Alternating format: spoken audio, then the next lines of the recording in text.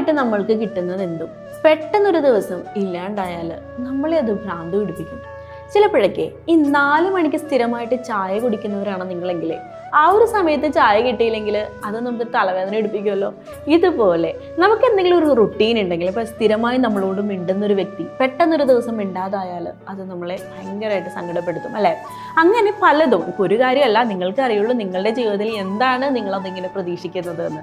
അപ്പോൾ നിങ്ങൾക്ക് സ്ഥിരമായി ചെയ്യുന്നൊരു കാര്യം തന്നെ അതിൽ നിങ്ങളതിൽ ഓവർ അഡിക്റ്റഡ് ആകുന്നുണ്ടെങ്കിൽ പെട്ടെന്ന് തന്നെ അത് കുറച്ചോളാം കേട്ടോ. അതിലിപ്പോൾ വ്യക്തിയോടാണെങ്കിലും എന്തെങ്കിലും ഒരു സാധനത്തിനോടാണെങ്കിലും എന്തെങ്കിലും നിങ്ങളുടെ ഹോബീസിനോടാണെങ്കിലും എന്തുമായിക്കൊള്ളട്ടെ, നിരന്തരമായിട്ട് സ്ഥിരമായിട്ട് നിങ്ങൾക്കത് കിട്ടണം എന്ന് ഉണ്ട് എങ്കിൽ ഇപ്പോൾ തന്നെ ആ ശീലം അങ്ങ് നിർത്തിയേക്കിട്ടോ. കാരണം ഇന്നത്തെ ഒരു കാലത്ത് അങ്ങനെ സ്ഥിരമായിട്ടൊന്നും എന്നില്ല.